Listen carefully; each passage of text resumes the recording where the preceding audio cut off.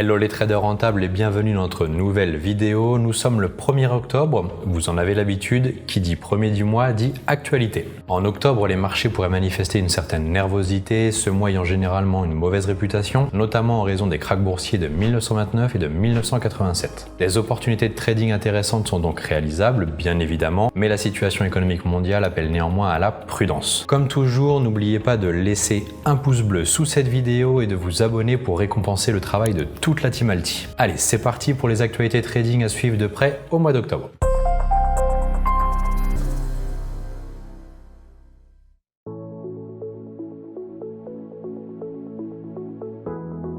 On commence cette vidéo par la possible fin de l'OPA de l'État sur EDF. Le gouvernement, qui détient déjà les 83,9% d'EDF, devrait mettre fin à la mi-octobre à son OPA sur les 16,1% restants. Si le prix semble rester correct, il reste bien inférieur à celui payé par les investisseurs au moment de l'entrée en bourse d'EDF, qui était alors de 32 €. Une association minoritaire d'actionnaires a d'ailleurs porté plainte contre X afin de mettre en cause la gestion du groupe depuis son entrée en bourse. Jugeant l'OPA à 12 € insuffisante, elle souhaite une revalorisation de ce montant. Difficile de dire aujourd'hui si cette action peut entraîner un relèvement du prix de la part de l'État. Si vous avez des actions EDF, nous vous conseillons de suivre le cours du titre au jour le jour et de procéder à des arbitrages en fonction de son évolution.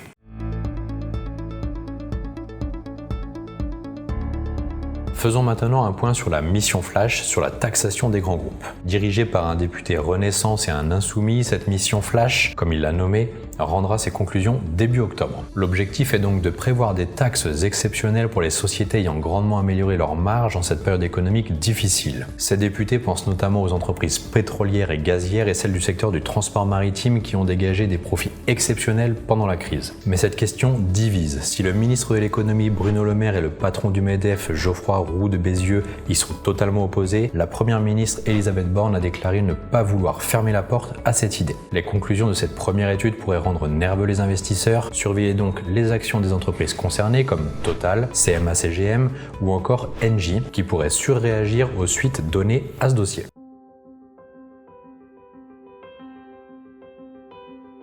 On enchaîne à présent avec les annonces de résultats des grands noms de la place au mois d'octobre au titre du troisième trimestre 2022. C'est le moment de prendre quelques notes. On aura tout d'abord Carrefour le jeudi 13, LVMH le mardi 18, Vivendi le jeudi 20, Renault le 21, Danone le 27 ou encore Airbus le vendredi 28 octobre.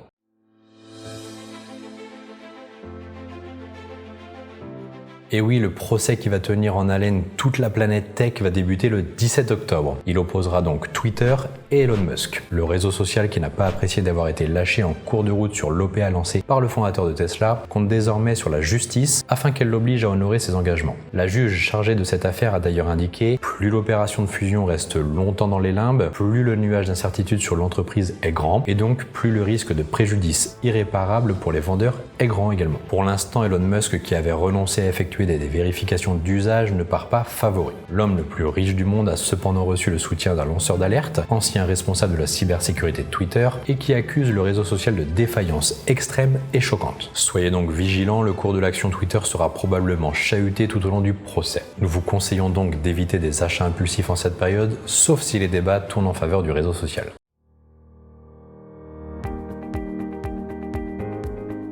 Continuons cette vidéo en abordant la problématique de la BCE. Bien décidées à ne pas laisser l'inflation s'installer durablement, les banques centrales des deux côtés de l'Atlantique ont opté pour une rigueur budgétaire. Aux États-Unis, la Fed a déjà remonté à 5 reprises ses taux directeurs depuis mars. La BCE a elle aussi frappé un grand coup début septembre en relevant de 75 points de base ses taux directeurs. La BCE a prévu de se réunir le jeudi 27 octobre. Un changement de politique monétaire n'est a priori pas encore envisagé. Les marchés plutôt favorables à cette augmentation des taux pour contrôler l'inflation ont toutefois été surpris par l'ampleur de ce tour de vis. Un assouplissement de la trajectoire est aujourd'hui souhaité. La zone euro ne semble pas souffrir d'un excès de demande comme aux États-Unis. Dans tous les cas, la hausse du taux directeur profitera comme toujours aux obligations alors que les actions perdent leur attrait en période de rigueur budgétaire.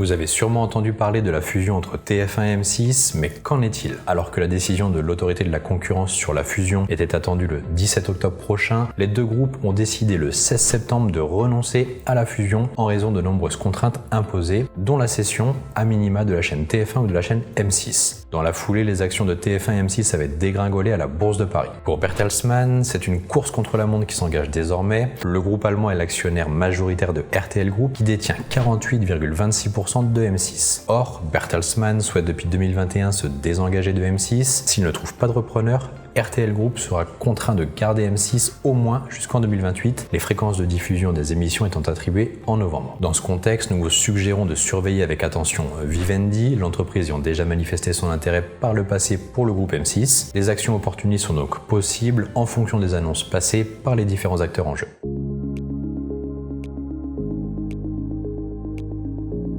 Ça y est, c'est déjà la fin de cette vidéo. La première chose à retenir est que l'effet octobre conjugué à des craintes du côté de l'inflation et du risque de récession économique qui plane en zone euro en 2023 pourrait psychologiquement affecter les marchés en début de mois. Surveillez dans tous les cas les assemblées générales et les publications des résultats au troisième trimestre des entreprises qui seront un bon indicateur de l'état économique général. Des achats ou des ventes intéressantes peuvent être opérés en ce sens. L'ouverture du procès opposant Elon Musk à Twitter va également tenir en suspense la planète finance à partir de la mi-octobre.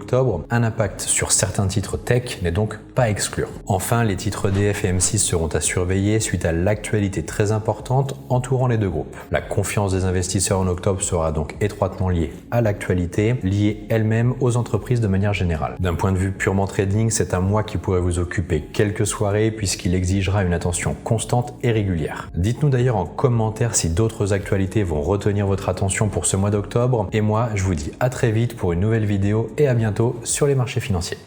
N'hésitez pas à liker cette vidéo si vous l'avez aimée. Vous avez envie d'en savoir plus sur l'investissement sur les marchés financiers. Avec toute la team Alti, nous vous avons préparé une formation gratuite qui est disponible en haut à droite de la vidéo et dans la description. A bientôt et trader rentable pour une prochaine vidéo.